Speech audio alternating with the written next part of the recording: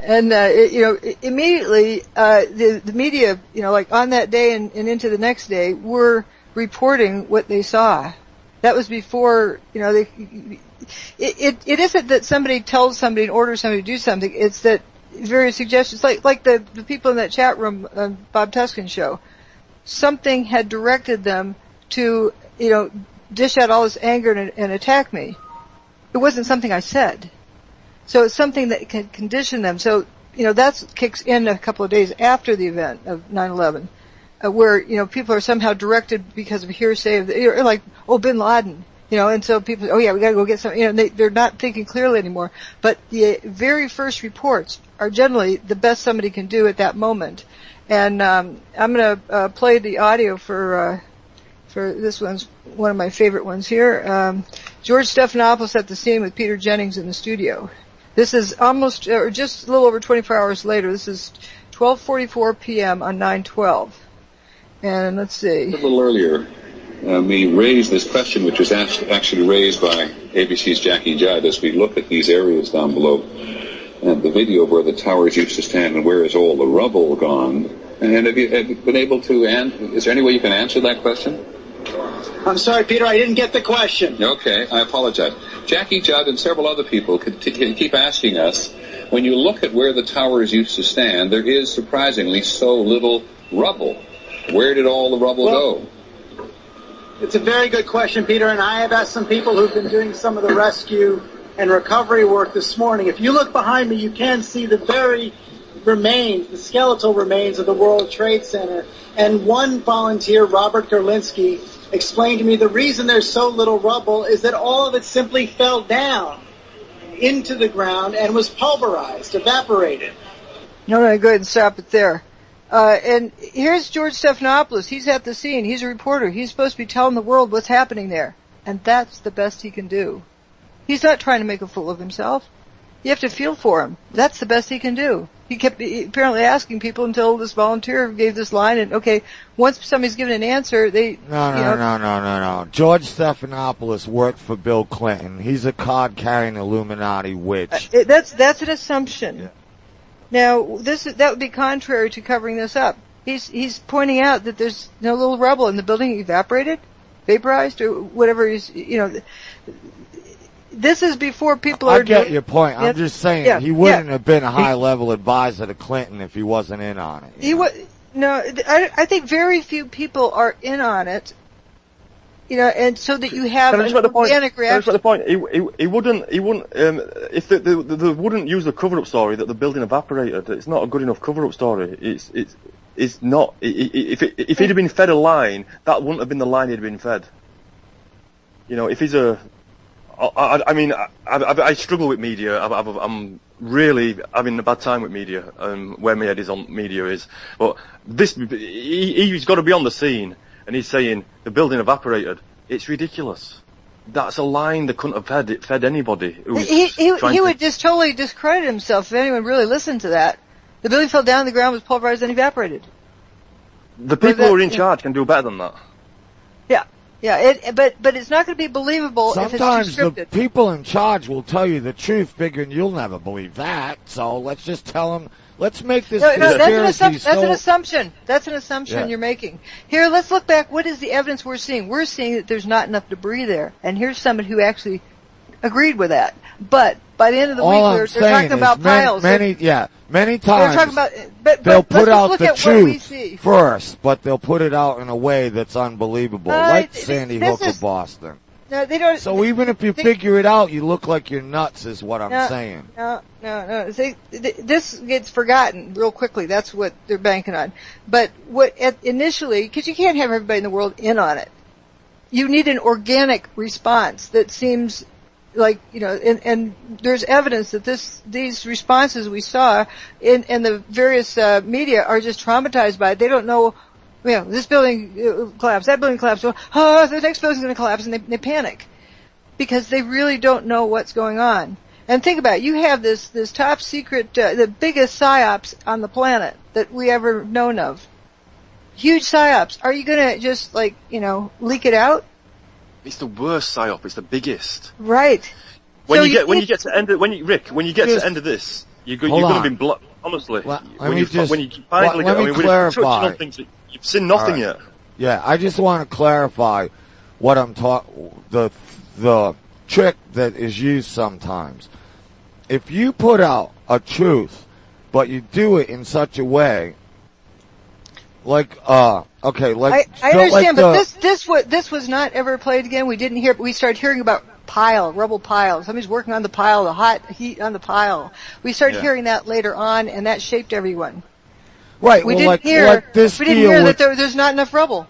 Well, here's the example. The assumption of the explosions. There's a video clip we're going to play later that it's great, going to blow your mind. Oh, I'm excited about it. But I just wanted, the listeners to understand. Just in a quick example, Paul McCartney was killed or died in '66. Okay. Yeah. Now you want to discredit that.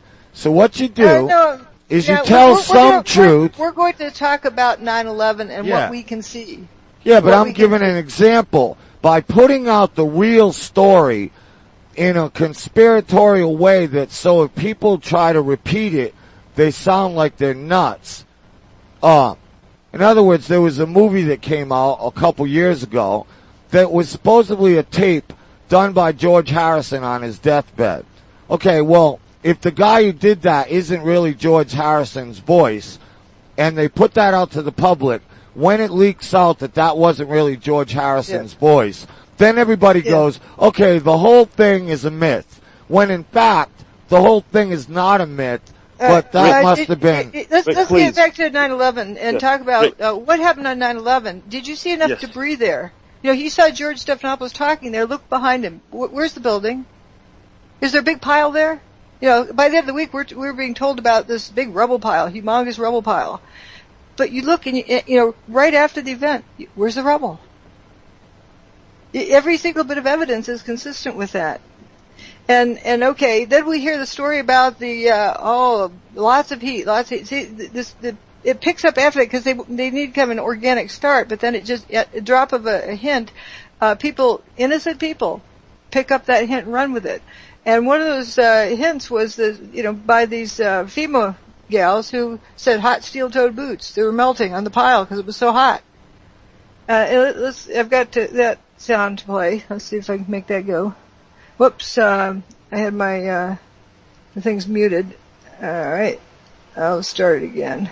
It's on the video page. The women go in and out of Ground Zero up to 10 times a night, often until 2 in the morning, delivering whatever it is rescue workers need to do their jobs, like the ones working in the hotspots. Steel-toed boots is one of the biggest things. Steel-toed boots? Steel-toed boots. Out still on the rubble, it's still, I believe, 1,100 degrees. The guys' boots just melt within a few hours, and they're burning their feet. Now, let's think logically about this. If my steel oven is melting, the turkey inside is more than well done. Yet there are no reports of burned feet. And if the rubble pile is that hot, where it's actually a debris field, if it's that hot, it's like you'd be burning your steak on a grill at that temperature. So just listening to this, they sound like lunatics, but I'm not blaming them. They're not physicists. They're just repeating something that somebody told them. And then it gets repeated over and over again by people who should know better. Real physicists that should know better. Or they're in on it. Or they were told this is what you say, like the actors outside. No, they I think it works much better if they believe it.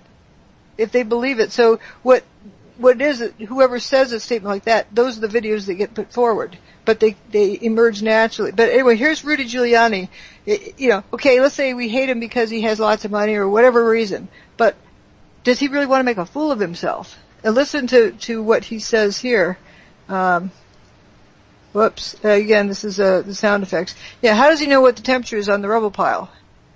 He's talking. There were fires of 2,000 degrees Fahrenheit below the ground. I could be standing here, and you could be standing there, and I could be describing to you, Governor, the site, and then a fire would break out in between us, and it was just by luck or the design of God that we weren't killed. Now, is he standing on 2,000 degree, barbecue grill? But what you can get from this is he's describing something weird. apparent fires that just burst out. In order for an apparent fire to burst out, if it's truly a fire, it has to be that temperature. But it can't be that temperature because he's standing on it. Like this, the paper's not burning. So all these stories about hot molten metal flowing like rivers, well, we know it's not hot. Whatever it is, it's not hot. We can say something is glowing, something is flowing. Or something that looks like fire, but Rudy Giuliani didn't get burned up and he was standing on a grill that was 2,000 degrees, a barbecue grill. That's what I'm talking about, being able to not make assumptions of the evidence. Right. Let's go back to towers, because you said they didn't slam to the ground, they weren't blown up. They didn't burn up. They didn't burn up. They were turned to dust, and we found that there's no evidence of a rubble pile. What of the evidence was that they didn't slam to the ground? Let's just, I want to really let everybody know that they did turn to dust. Get it? Yeah. Well, you could look at it. We saw some of it turning to dust right there. And also, if we look on the HA page, and you look down that, there's if you start down that page from the top, there's some little guys waving their arms, and you see between them it says index. You can see that all the way down the page in each section. But you don't see the guys waving.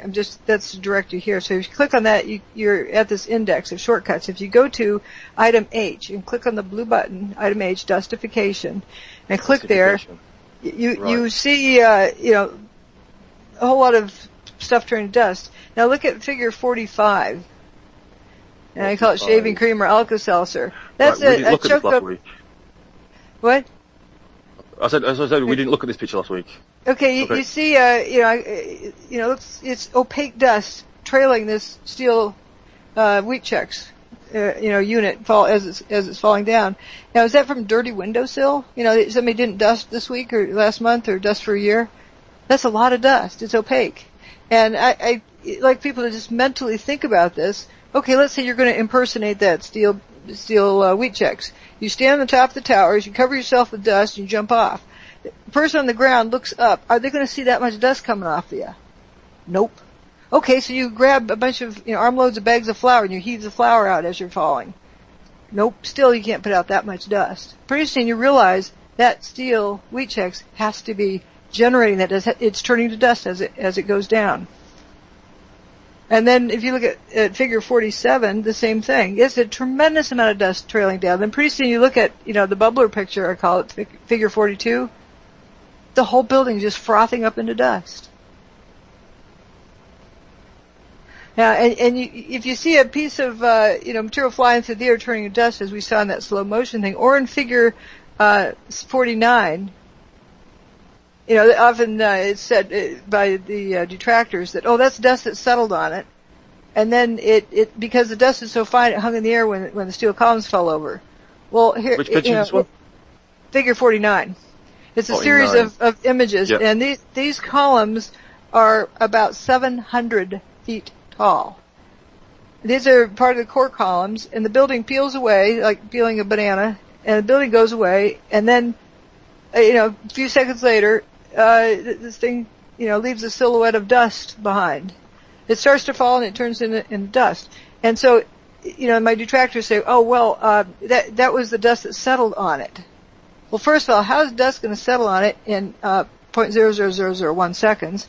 And how's it going to settle on vertical columns? And that first image, figure A of the 49A, you don't see any haze of dust around it. And then they say the dust is so fine it hangs in the air. Well, how did it settle on it if it's so fine it hangs in the air? You can't have it both ways. No. So that is visual. That is visual, and there's 5 images there that just take you from a solid steel down to dust. And the fact that this is unsupported, sticking way up there, says that steel is strong and robust in order to stand by itself and support itself for a few seconds, but then it just is turning to dust.